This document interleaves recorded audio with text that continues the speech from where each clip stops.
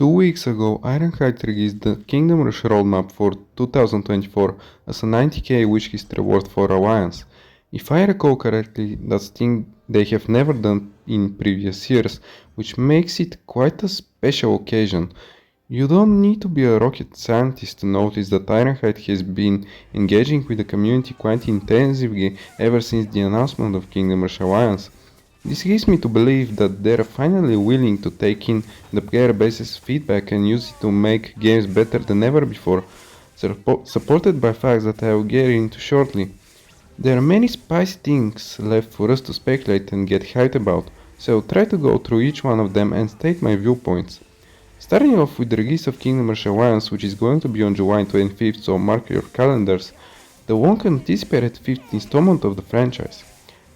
Ironically, we had to wait 5 years since the release of Vengeance for a new Kingdom Rush game to come out, but alas, the time has finally come.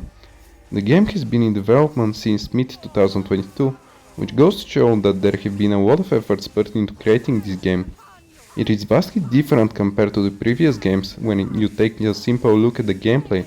You no longer have player spell, but instead you are now commander of 2 heroes. This makes the gameplay have way more depth as there are now over 200k combinations of heroes and towers for you to explore. On release the game will consist of 16 stages, 12 heroes and 15 towers, out of which there are 4 free heroes, Vesper, Raelin, Nairo and Crimson, and 10 free towers. The game will cost $7 on mobile and $20 on Steam, with a 10% discount during the first week. And if you're wondering which one to go for, I would always recommend the Steam version, since you have access to all the heroes and towers. With the basics out of the way, let's talk why I think that Alliance is a huge deal. Alliance is not like the previous games, that's clear as day. Ironhide are willing to make it special, which is why they have decided to go back to the same engine used for the creation of the trilogy. This assures that there will be far less bugs and glitches, but on top of that there have been beta testers for the game for more than 3 months. The amount of feedback they have given to Ironhide is unthinkable, as they are the main reason for the game to be in a golden spot right off the bat. Numerous bugs have been fixed already and a ton of balancing has been done to ensure a good tower-hero balance. On top of that, Ironhide has been extremely active when it comes to discussing the game, with many live streams going in depth over towers, heroes and stage specifics. I was also honored to get an interview with Ironhide in which they were as open as possible to most of my questions, which was rather surprising to me. This paired with the fact that I even got the chance to attend a live stream with one of Ironhide's community managers can only give me positive signals that they are trying to be as close to the community as possible. Quite recently I was also honored to get an early access for Alliance, and in short the game simply blew my expectations. I won't get into too much specifics, but in short the difficulty is way higher than that of Vengeance, which already makes Alliance tenfold better. The level pacing is also quite an improvement over Vengeance, and every level manages to keep the player engaged throughout it. There are also some iron heroic stages that are simply insane to beat, as if you are looking for a challenge I cannot recommend Alliance enough. Now let's talk about the already confirmed October update for Alliance.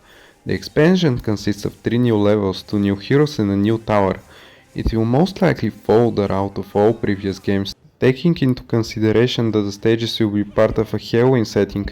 After all, October is just the right time to release such a campaign, and to confirm my theory, Ironhide also posted a confirmation video which shows that Boneheart will be returning in Alliance.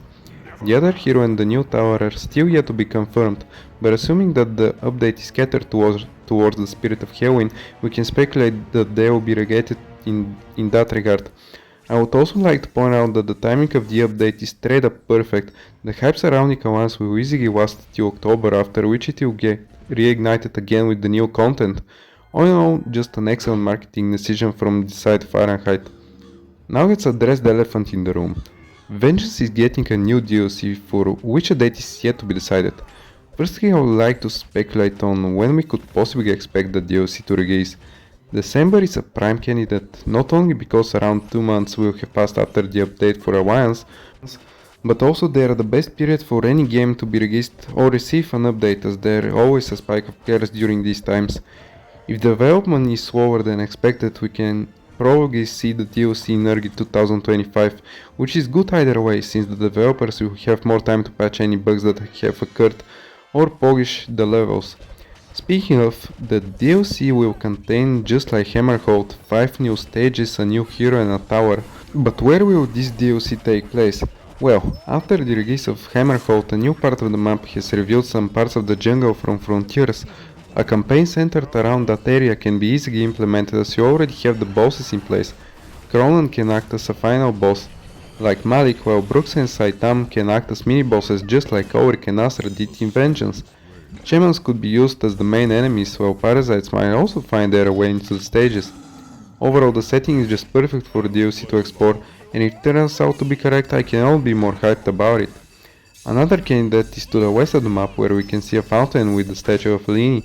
It has been added quite a long time ago, with many players speculating that a campaign might occur there.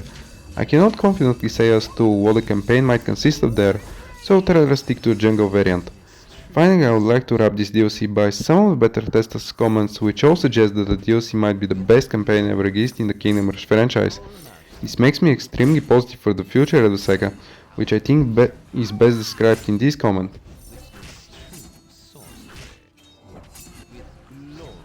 Seeing Ironhide improve so much in such a short time frame is fascinating and makes me really excited for the future of Kingdom Rush. One thing is for sure, 2024 will be wild and packed with content for all us Kingdom Rush fans. I cannot wait for you all to get hands on the Alliance, as I truly believe that it's a turning point for Ironhide and the franchise as a whole. Thank you for listening to my TED Talk. If you enjoyed the video, be sure to leave a like and subscribe, as I will be bringing tons of Alliance videos the first week of its release. Hope to hear you again soon. Alex plays out.